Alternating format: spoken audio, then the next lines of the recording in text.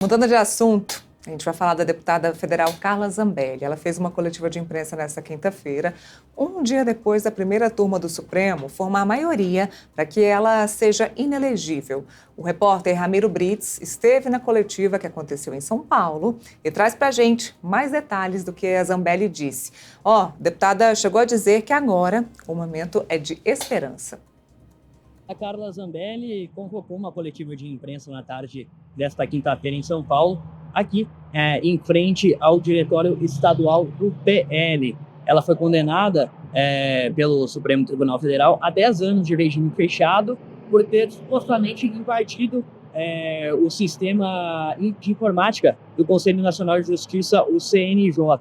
Aqui, as jornalistas, a deputada falou que, na verdade, não tem nada a ver com essa invasão, jogou a culpa em Walter Delgatti, o hacker que teria feito a invasão, e disse que ele era um mitônomo, né, durante a entrevista, que ele é um mentiroso contumaz.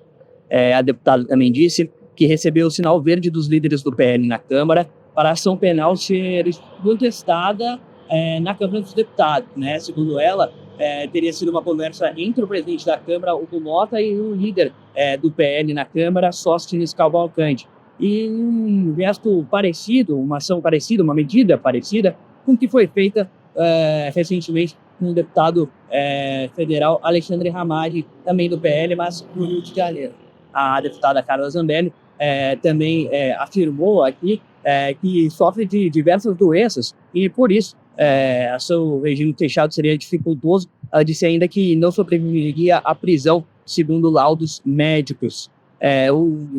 O advogado da Carla Zambelli, o advogado Daniel Pial, que cuida tanto neste caso quanto naquele sobre o porte de armas nas vésperas das eleições de 2022, também explicou aí para o Metrópolis quais são as próximas medidas que podem ser tomadas nesse sentido de pesar algum recurso ou até abrandar a pena relacionada à deputada Carla Zambelli, que responde a 10 anos, pode pegar 10 anos de prisão, neste caso, julgado recentemente sobre a invasão no CNJ, e ainda tem mais 5 anos de prisão relacionado ao caso de ter empunhado uma arma às vésperas da eleição aqui em São Paulo.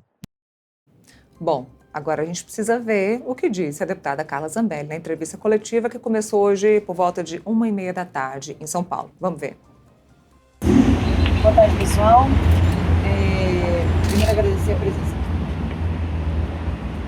Primeiro agradecer a presença dos senhores aqui.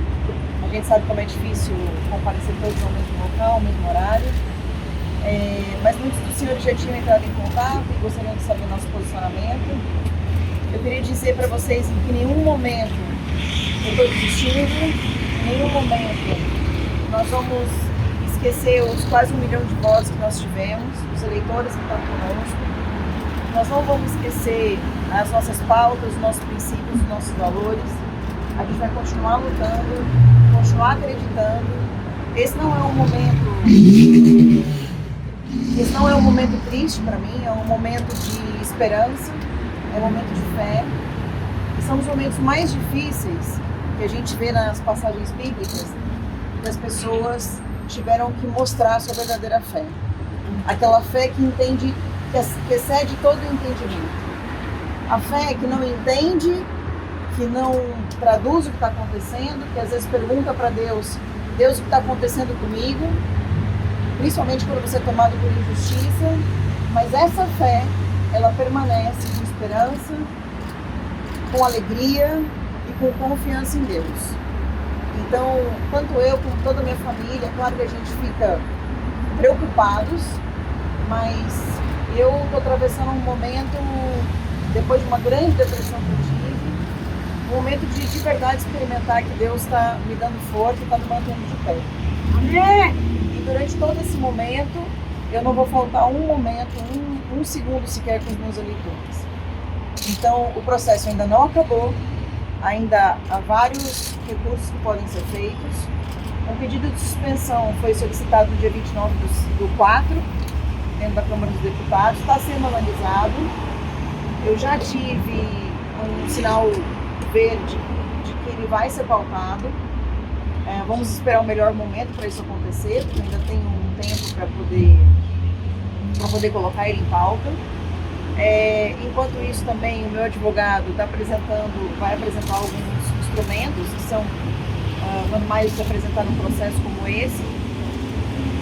Nós trouxemos materiais para vocês, que vocês podem levar depois, para vocês verem as discrepâncias dentro do processo. O hacker Walter Delgatti, que eu nunca escondi que eu conhecia, vocês souberam disso, acho que antes de muita gente, porque foi vazado pela imprensa, não tem nenhum problema com relação a isso, mas ele deu vários depoimentos, ao total foram 6 depoimentos, tanto na Polícia Federal, quanto na CPI, quanto depois, durante o julgamento. Em cada um dos depoimentos, ele contou uma versão. Ele conta uma versão, volta atrás, conta outra versão terceira, depois conta uma quarta versão, e em alguns momentos ele apresentou 6 versões diferentes. Então, a própria Polícia Federal, quando esteve na casa dele, nomeia ele como um mitômano, ou seja, uma pessoa que mente e que inventa histórias. O advogado dele, eu tenho também vídeos, posso mandar para vocês, em que ele apresenta pelo menos 5 versões do porquê que o Walter Delgatti teria feito essa invasão. E a gente percebe que tem versão de que é porque eu daria um emprego para ele, tem versão de que o presidente daria emprego para ele, depois tem versão dele de que ele receberia dinheiro, inclusive diz que recebeu dinheiro. Vocês vão ver que a Polícia Federal provou que ele não recebeu R$1 meu, R$1. Todas as pessoas que ele disse, as quais foram intermediários nesse recebimento de recurso, foram recebidas pela Polícia Federal nas suas casas, tiveram seus celulares apreendidos, documentação apreendida, computador apreendido, e não foi provado, aliás, foi provado que o dinheiro não veio de mim, não partiu de mim, não tem nenhuma relação comigo. Então, aqueles outros 40 mil que era por dinheiro também cai por terra. Outra coisa que cai por terra é ele ter dito que eu teria dado um tratamento de saúde para ele, depois do ocorrido. Esse tratamento de saúde, uma vez ele me ligou, estava quase morrendo, e eu pedi para que uma Santa Casa atendesse ele, Santa Casa gratuita, por sinal, e ele ficou 7 dias internado, ele ia morrer, ele estava com uma infecção muito alta, quase sepsemia, e ele morreria. A Polícia Federal investigou essa Santa Casa, fez batida de prisão, de apreensão de bens na Santa Casa, e também se provou que eu não paguei absolutamente R$1 para esse tratamento. Ou seja, alguns dos senhores podem perguntar, mas por que ela foi oferecer um tratamento para um criminoso? Se vocês soubessem todas as vezes que eu ajudo, nosso gabinete, está aqui representado por vários dos meus assessores, ajudam as pessoas a conseguir. Tá aí, entrevista coletiva da deputada Carla Zambelli, que aconteceu hoje um pouco mais cedo, por volta de 1h30 da tarde, lá na capital paulista. O nosso repórter, Ramiro Brits, que estava lá nessa coletiva, conseguiu, com exclusividade, falar com o advogado da deputada, Daniel Bialski. Doutor, gostaria que o senhor explicasse quais são os recursos agora, o que pode ser feito após esse julgamento do Supremo Tribunal Federal. O primeiro recurso que vai ser apresentado é um agravo regimental contra a decisão do ministro, que não acolheu o pedido de suspensão que foi feito pela defesa, porque a Câmara ainda tem que analisar aquela questão se o Supremo poderia ou não prosseguir com o processo da Carla pelo fato dela ser deputada federal e que está disposto na Constituição Federal. Como o ministro Alexandre negou isso de forma monocrática, a defesa está apresentando um recurso para que a turma se manifeste a respeito disso. Depois disso, a gente vai aguardar a publicação do acórdão que condenou a deputada, e a partir da publicação a defesa tem o prazo para apresentar alguns recursos. O primeiro que vai ser apresentado chama embargos de declaração, onde vão ser invocadas questões omissas e contraditórias para que isso possa ser suprido e que isso possa talvez alterar não somente o desfecho do julgamento, mas se pelo menos não tiver esta consequência, ao menos corrigir algumas incongruências nas acusações e na pena que foi fixada. Porque no caso da Carla, a suspensão pode ser contestada, diferente do que foi feito com o deputado Ramagem, por exemplo?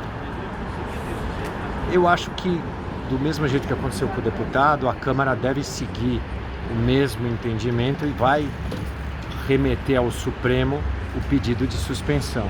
E aí vai caber ao Supremo Tribunal Federal analisar, dentro do que for colocado, se vai acatar isso, se não vai acatar isso, e talvez tenha aí uma discussão dos dois poderes, poder legislativo e poder judiciário, porque efetivamente o deputado tem a prerrogativa de ter o processo suspenso enquanto ele estiver exercendo seu mandato. Esse julgamento foi por conta da suposta invasão no sistema do CNJ, mas também teve um outro relativo ao posse de arma, né? Ela ter empunhado uma arma ali na véspera da eleição. Esse processo também foi requerida a suspensão. Também foi requerida a suspensão. E ele está sob vistas agora. E esse processo também na Câmara está tramitando um pedido para suspender o andamento dele perante o Supremo Tribunal Federal. Nesse caso, o deputado foi condenado a 5 anos, salvo engano. 5 anos. Caso os dois processos a condenação seja efetivada, os dois processos eles são cumulativos, então você ficaria em 15 anos de regime fechado. Sim. Mas ainda o que ainda precisa acontecer para que de fato ela possa ser presa? Ainda tem todos os recursos, ainda tem muitas discussões que precisam ser enfrentadas, ainda tem muitas incongruências que precisam ser corrigidas no voto, no processo, né, relativo ao porte de arma. Tem um pedido de vista, a defesa está aguardando qual vai ser o pronunciamento do ministro que pediu vista. Ainda tem outros 4 ministros que têm que se manifestar e têm que votar. E a defesa confia que este voto vista venha favorável para que possa mudar o curso e o desfecho daquele primeiro julgamento. É possível um abrandamento da pena, um regime talvez não fechado? Naquele caso, como neste caso, a deputada tinha que ser absolvida, mas a defesa, como ela tem que pontuar e como ela tem que pedir a correção de tudo que é cabível, além de buscar absolvição, a defesa também pede a correção da pena, a correção de regimes, a concessão de benefícios que seriam cabíveis. Tá certo, muito obrigado. Voltamos aqui com o nosso giro de notícias.